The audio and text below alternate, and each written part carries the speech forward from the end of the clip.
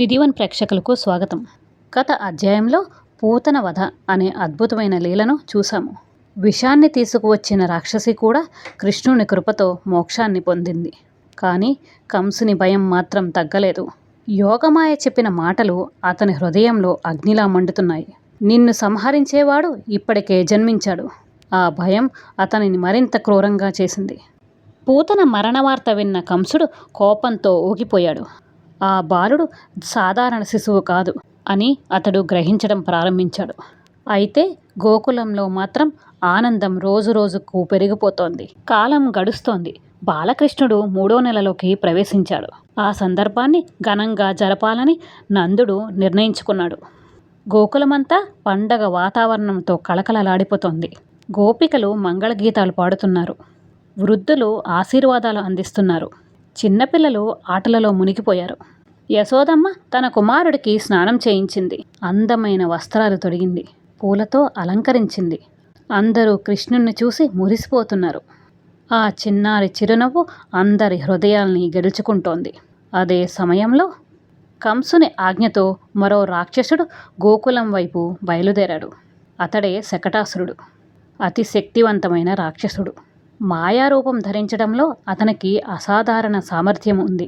గోకులానికి చేరుకున్న అతడు ఒక భారీ బండిగా మారిపోయాడు. ఆ బండిపై పాలు, పెరుగు, వెన్న పాత్రలు ఉంచబడ్డాయి.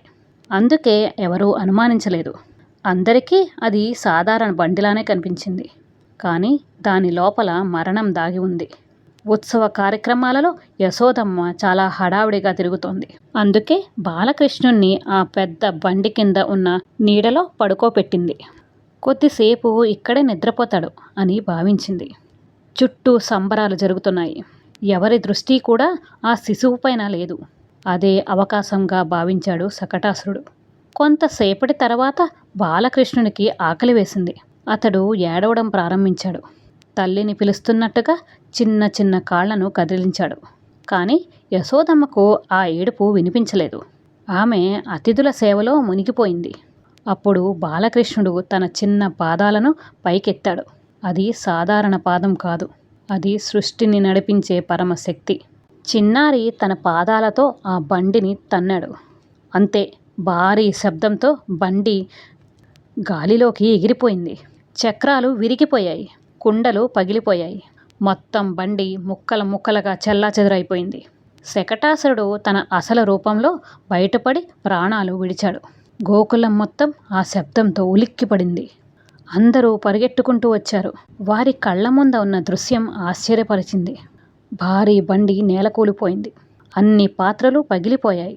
కానీ మధ్యలో బాలకృష్ణుడు ప్రశాంతంగా పడుకుని చిరునవ్వులు చిందిస్తున్నాడు. గోపికలు, గోపబాలులు ఆశ్చర్యపోయారు.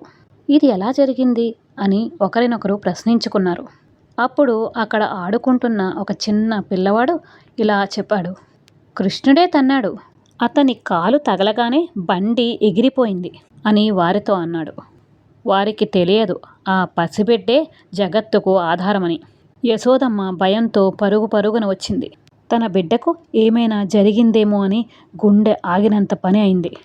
కృష్ణుణ్ణి ఎత్తుకుని గుండెకు హత్తుకుంది. అతని శరీరమంతా చూసింది. ఎక్కడా గాయాలు లేవు. అప్పుడు మాత్రమే ఆమెకు ఊపిరి వచ్చింది. ప్రేమతో అతని నుదిటిపై ముద్దు పెట్టుకుంది.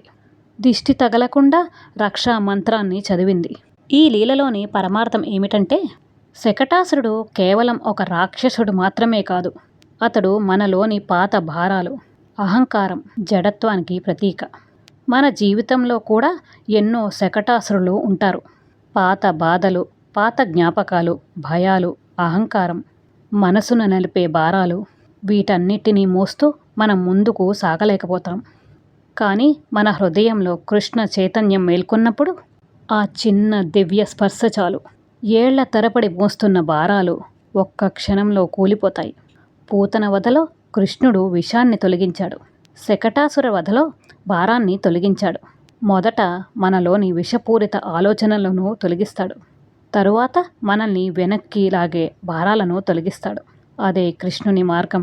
అదే ఆత్మ విముక్తి యాత్ర. తదుపరి అధ్యాయంలో గాలి రూపంలో వచ్చిన భయంకర రాక్షసుడు తృణావర్తుడు ఎలా గోకులాన్ని కుదిపేశాడో బాలకృష్ణుడు అతనిని ఎలా సంహరించాడో తెలుసుకుందాం. కృష్ణామృత పానాన్ని కొనసాగిద్దాం. హరే కృష్ణ.